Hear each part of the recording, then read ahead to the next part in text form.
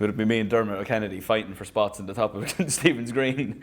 I would pay money to see that fight. Who would win though if it got to a scrap? He looks like he's hard as nails. He wears like quite baggy clothes, and he even looks like he's got proper shoulders on him, even in that stuff.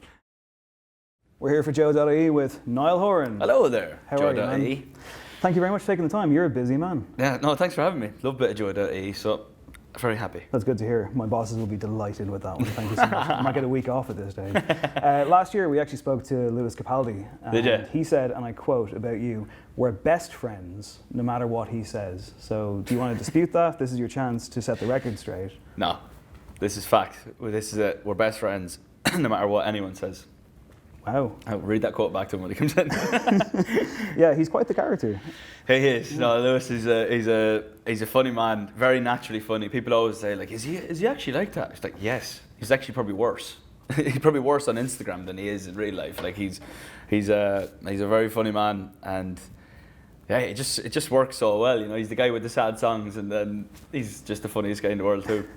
Yeah, I guess a lot of people kind of associate that with you as well, though. Like something I've heard about you from a lot of people is he's still the same guy that he was before any of this happened.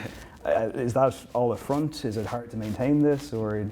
No, there's a very Irishness. There's a very big Irishness to it. You know, we were all brought up in a certain way, to not be anyway big-headed or anything like that, and just even the places that we grow up, like they're not like, if you'd stand out like a sore thumb if you thought you were any way special. So yeah, I don't know, just the madness has happened around me, and I've just been the same fella, I suppose. Yeah, but it's been an insane decade. Like, yeah. I was going to ask you, is it possible to lead a normal life? But I presume at this stage, this is what a normal life is for you. Yeah, I guess a lot of it, like, it becomes normal, and that this is just my life. I try and just like keep. What I've tried to do is I've very much tried to keep like work Niall, and then like I've tried to keep the two lives separate. Like, so, I mean, obviously when I walk out on the street and go in places, and if I stay in a pub for long enough, I'll start to get noticed, and that's where the abnormalities come in. But for the most part, I try and do as many normal things as I can. I take public transport to go to the pub. I just go out and about, walk the streets. Yeah, go do my shopping, do whatever, and then when I go to work, I'm turn into, you know, well, I don't want to say that, but like I become a different character, I suppose. Well, not so much that, because it is very me. Music comes from me.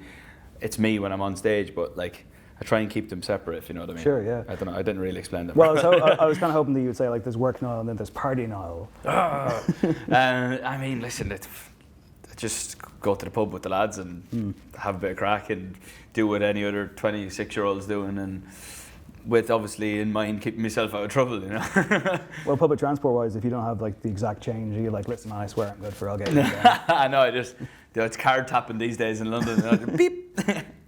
I guess like the strangeness of kind of the world that you occupy. How often have you seen people with tattoos of your face on them? Quite often. Okay. It's like, I get it because I've seen it, like, oh, he's got a picture of the Beatles on his arm, or he's got like whoever other star, I don't know, an actor's face, and you see that and you think it's strange, but at the same time you're like, well, you must really like that person to get a tattoo on them, or even pictures of their parents or something like that. Like it's quite a big deal to get someone's face on you. I mean, I get it. There's fans when they attach themselves to something, they completely get into it. And I understand that. The one thing that started to freak me out a little bit was people would come up to me, and still do, and then they would ask me to write down something that they were then going to get tattooed, and for some reason, it's probably not that weird, I don't know if it is, but in my head it just doesn't work that my handwriting would just be all over people's bodies all over the world. Get a picture of me or do whatever, get someone else's handwriting, but just my handwriting just written all over people's bodies for some reason just didn't work in my head. So you don't write your own handwriting? Well, for tattoos, like people ask me to like, have tiny little sheets of paper, and then go, "Can you write something for me?" And then if I make a mistake or something, it's just going to be on them. Yeah, they're just grabbing like cellophane, just wrapping around their wrist, like just being like, "That's perfect." It's madness. I mean, okay, let's say X Factor never happens. Yeah. None of this happens. Where is Niall Horan in 2020? God almighty. I probably would have like gone to college at some point, so I would have, I don't know, I would have liked to have gone to somewhere in Dublin, UCD or DCU or something like that. I don't know what I would have done, because I was still at that period where all I wanted to do was be a singer. But was that very, was that going to happen? It was like, and I also didn't really know what. I was like 15, 16, and still like going to the career guidance teacher to see what what she would thought of it and all that stuff. But I don't know. I would have loved to have gone to college off the back of that. Absolutely no idea what would. Yeah, probably just coming out of college, getting my first job or something. Probably by now, I would have thought so. Just like any other 25, 26-year-old Irish person. I would have thought. Busking on Grafton Street, probably. There's no doubt about it. I would have been busting on Grafton Street. It would have been me and Dermot Kennedy fighting for spots at the top of Stephen's Green. I would pay money to see that fight. Who would win though if it got to a scrap? He looks like he's hard as nails. He wears like quite baggy clothes, and he even looks like he's got proper shoulders on him, even in that stuff. I haven't met Dermot yet, and please don't take that the wrong way. I don't want to fight me. I'm not fighting Dermot Kennedy. Oh no, we're going to set this up. Yeah, this is going to be like scrap. It's going to be like Logan Paul. Yeah, I was just about KSI, to say. yeah, pay-per-view, and I want 10% of the Yeah, there you go. We're going to fight at the Tree Arena. It's going to be. You said with regards to the new music that you're in a very different headspace, both emotionally and creatively. I was wondering if you could maybe elaborate on that.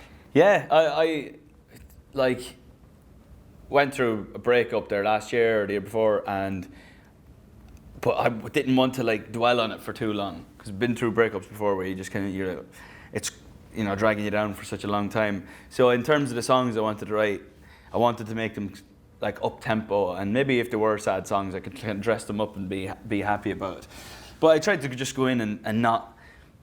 The last time I just kind of sat there and just kind of everything was like, it's in 6/8 and strummy and picky and very Damien Rice and. The people like that, and that I love, and that was the way I wanted to announce myself onto the scene. And now that I've done that and I've toured a bit, I'd seen a bit more of the world. I know what the fans are looking for me now, looking for what am I even saying? Looking for me, and having spent all that time on stage, you get to see their faces every night of the week and know what they crave. And I feel like I just needed a bit more energy in the music, and because some people like friends of mine or whatever would say like my favorite part of the show was this song, and it would be like something up tempo or that really raises the roof towards the end of the show. So I just felt like I love live music. I love doing live gigs, and I feel like with a bit more tempo and a bit more of and in addition to like the sad stuff, it'll be a nice little blend for when I go on tour again. And I just felt happier this like 2019. I just like when you did 25. Over that brow of the early 20s thing, and it just kind of like felt different for some reason. I don't even know why. Oh, I'm long past it, mate. Don't worry. I guess the relationship with the fans is very interesting though, because I mean, like you do seem to have a communal one. Not every artist does.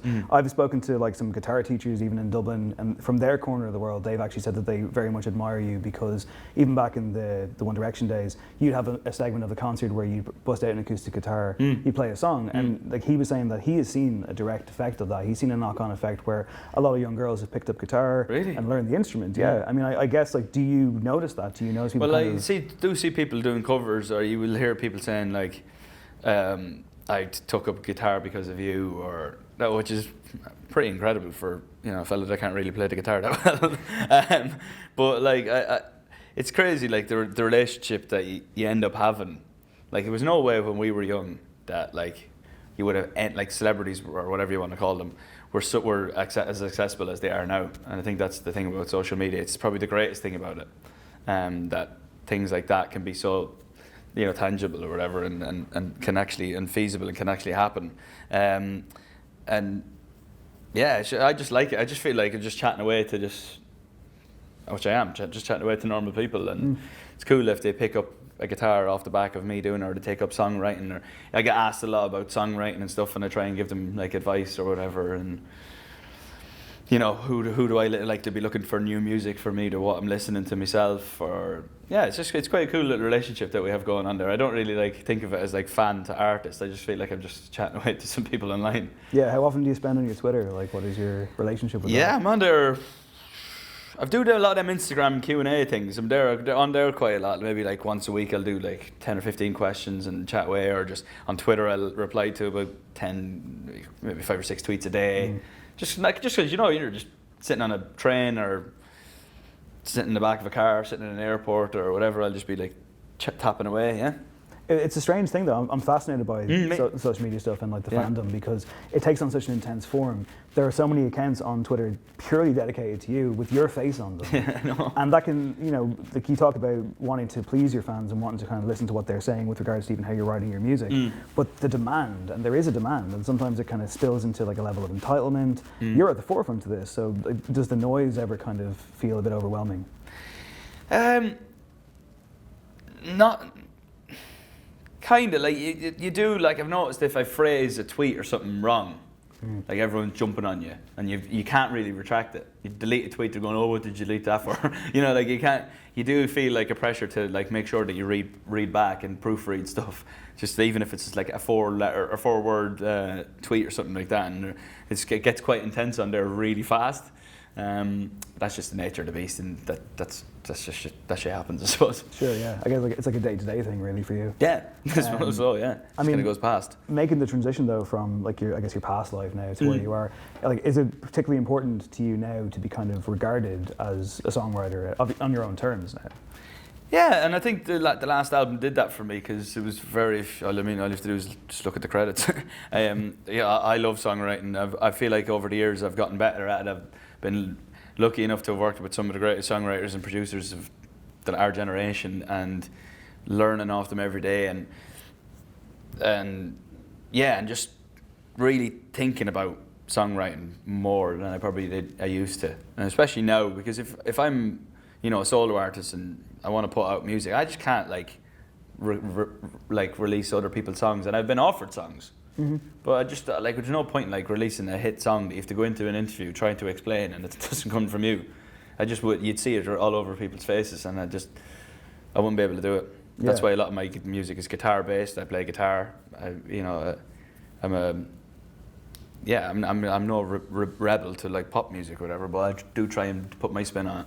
The pop music thing, I mean, I think pop is, like, for some people, it's this dirty word or whatever, but like... I love it. Yeah, it's like if you write a good pop music song... Yeah, but if you, like, the trick to writing a pop song is to try and tap into this kind of universal thing. Yeah. Which, again, I think, especially for the music that you're currently writing, it must be a strange space to occupy.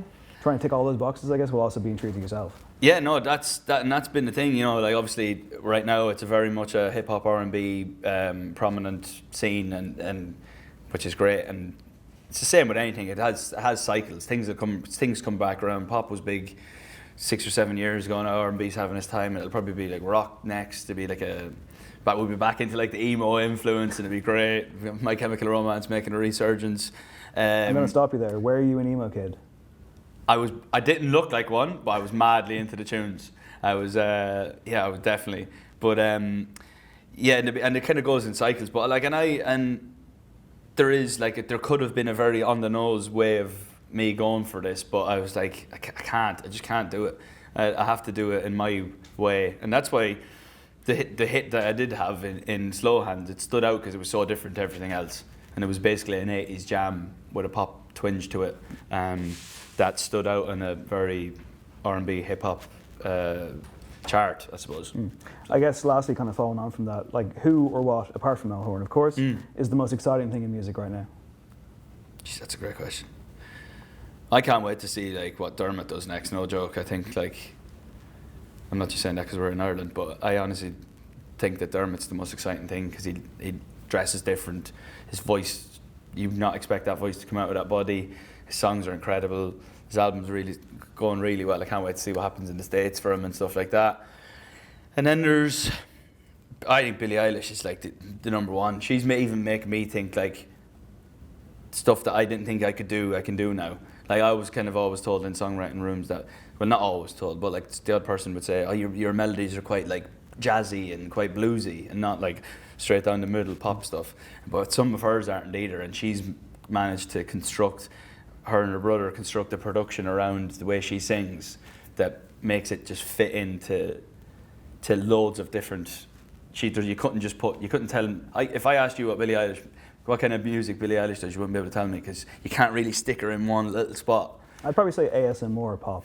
ASMR pop, because of the whisper, because she nearly whispers. Yeah, man, it's right in your ears. There you go, it's right there. And usually to be right in someone's ear, you have to sing it really loud. But she has this. She's done a really good job of it, and she's made me think like proper. And now that when I sit down to write a song, I try and think like I think she thinks. Okay. So yeah, Dermot and Billie Eilish would be my 1 and 2. Awesome, man. Niall Horan, thank you so much. Thank you very much. Cheers, Appreciate dude. it. Thank you. Thank you. That was great. Thank you. I really enjoyed that. Brilliant.